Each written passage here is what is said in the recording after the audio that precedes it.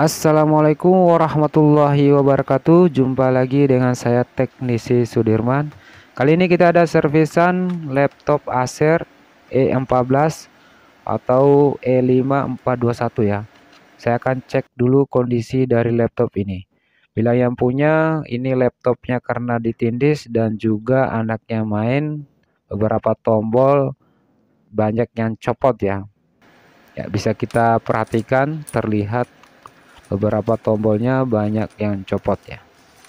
Oke, saya akan cek dulu kondisi dari keyboardnya. Apakah bisa kita servis atau kita ganti. Namun kita akan perhatikan seri dari laptop ini. Ini Acer Aspire E14 atau E5421 ya. Menggunakan prosesor AMD 2 GB RAM dan juga 500 GB harddisk ya. Coba tekan tombol power. Ya, sama sekali no respon ya, ataupun no power.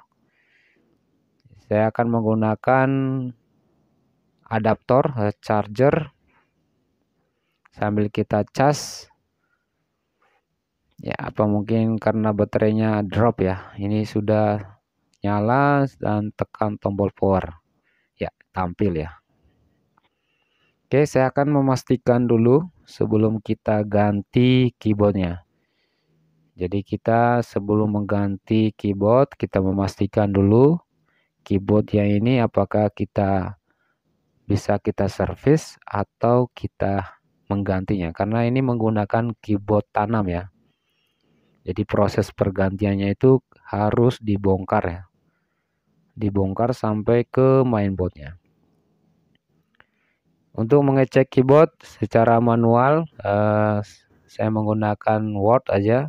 Bisa juga menggunakan software Note. Tekan beberapa kali di bagian tombolnya. Sehingga kita pastikan tombol itu berfungsi dengan baik. Ya, tekan saja beberapa kali, berulang kali.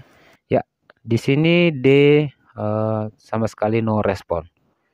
Ya, bisa dipastikan keyboardnya rusak dan juga keluhan dari pemiliknya baterai tidak menyimpan ya, atau menggunakan laptop ini harus sambil cas.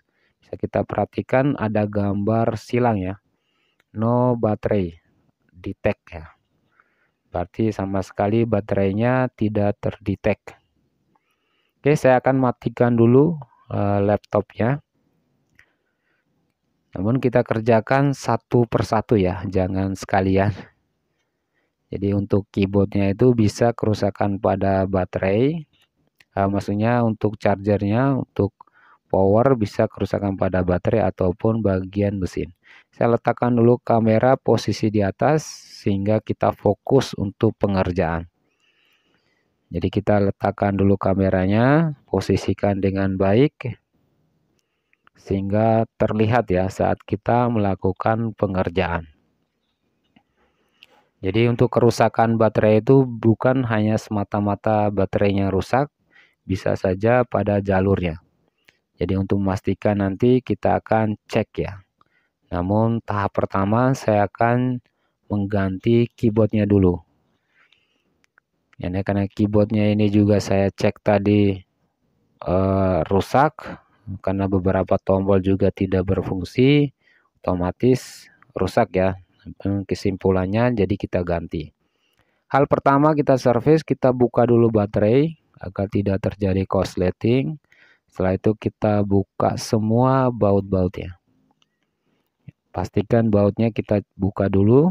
Ya, saya percepat saja videonya.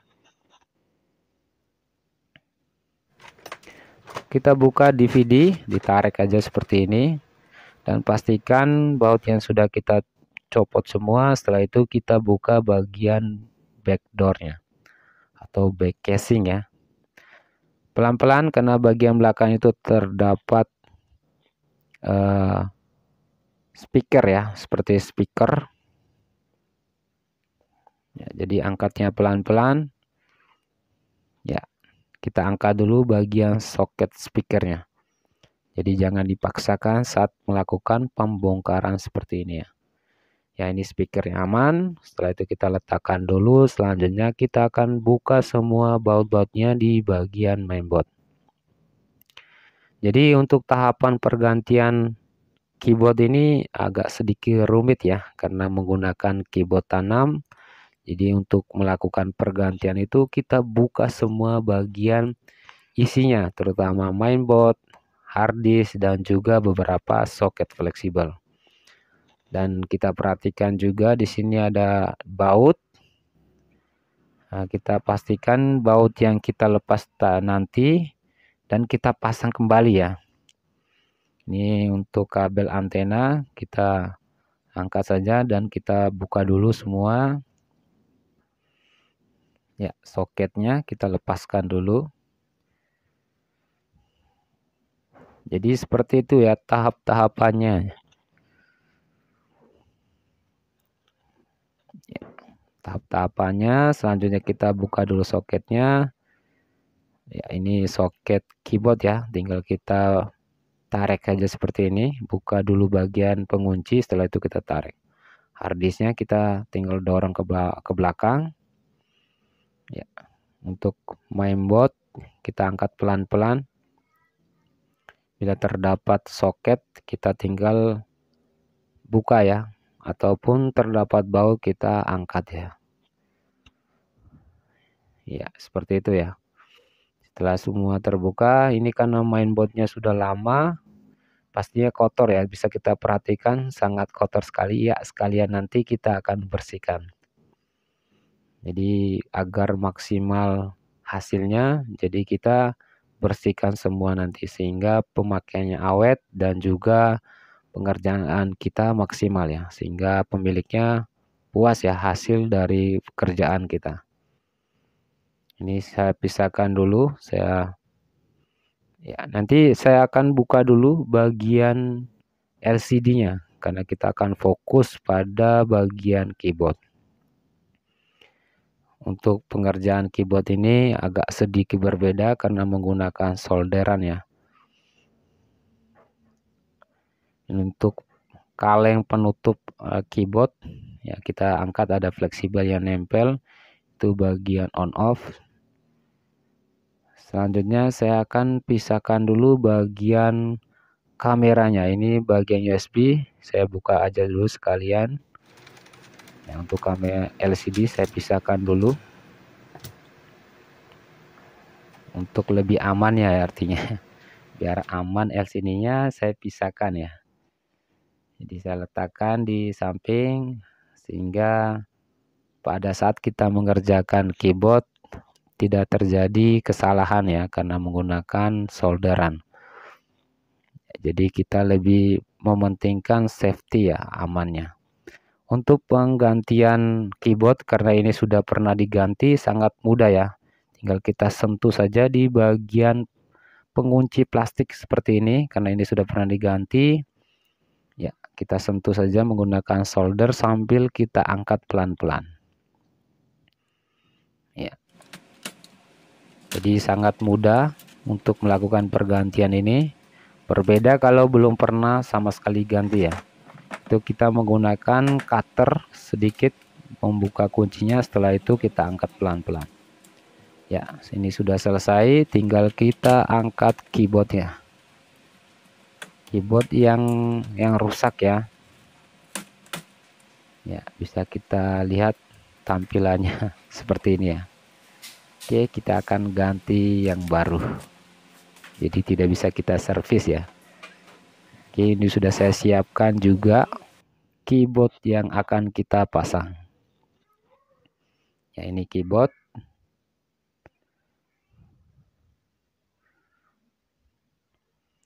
Ya.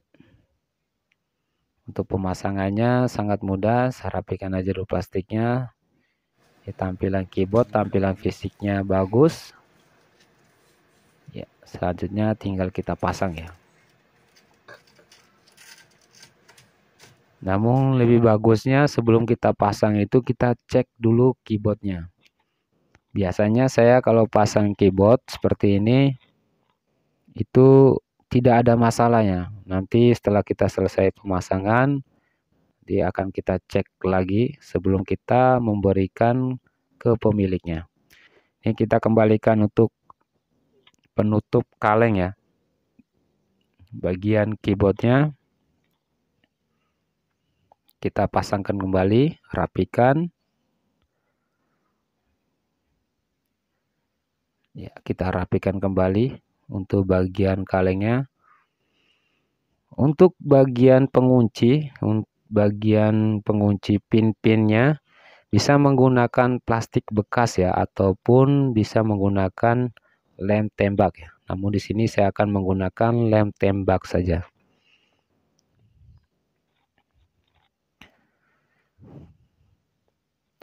Ini sudah rapi, selanjutnya saya akan mengunci bagian pin kecil-kecil ini dengan menggunakan lem tembak ya, sambil kita solder.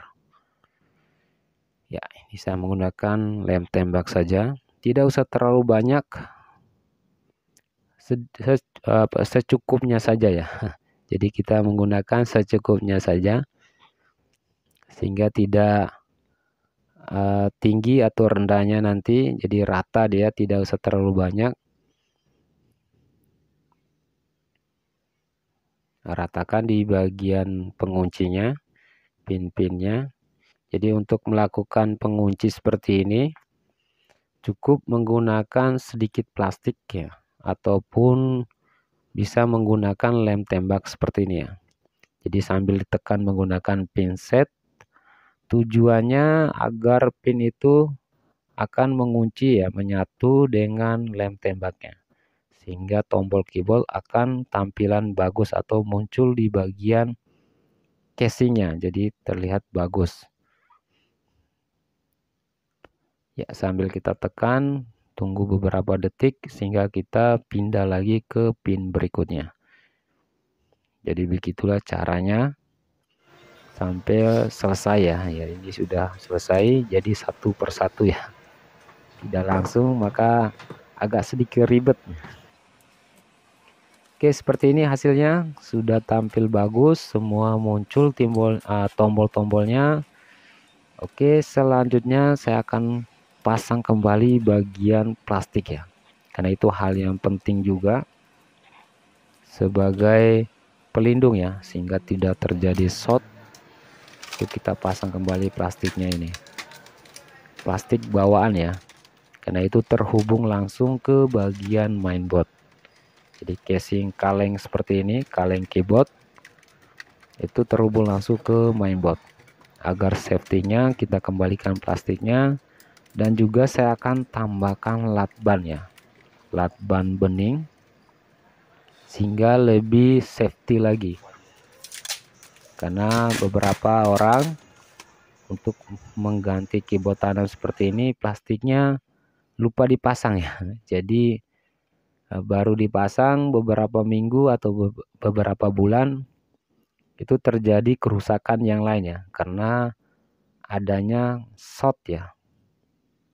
Jadi menurut pengalaman agar lebih bagus, saya biasa menggunakan lakban seperti ini, sehingga terhubung langsung ke mainboard itu tidak langsung dari kalengnya, namun lakban yang sudah kita lindungi tidak akan muncul short ya.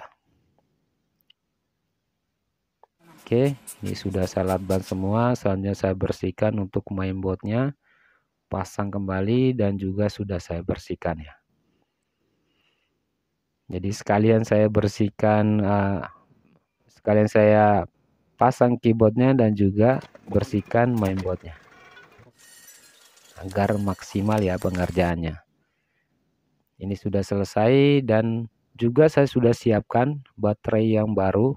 Saya akan coba memasang saja baterai yang baru, apakah baterai silang tadi hanya dengan mengganti baterai yang baru.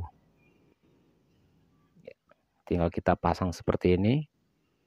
Ini baterai kualitas yang bagus. Ya, udah tampil tanpa charger, hanya cukup menggunakan baterai ya. Oke, Saya akan mengecek keyboard hasil dari pemasangan tadi, keyboardnya apakah keyboardnya berfungsi dengan baik ya. Saya menggunakan software ya pengecekan keyboard, dan juga saya akan cek presentasi dari baterainya. Ya, saya arahkan dulu kameranya di layar.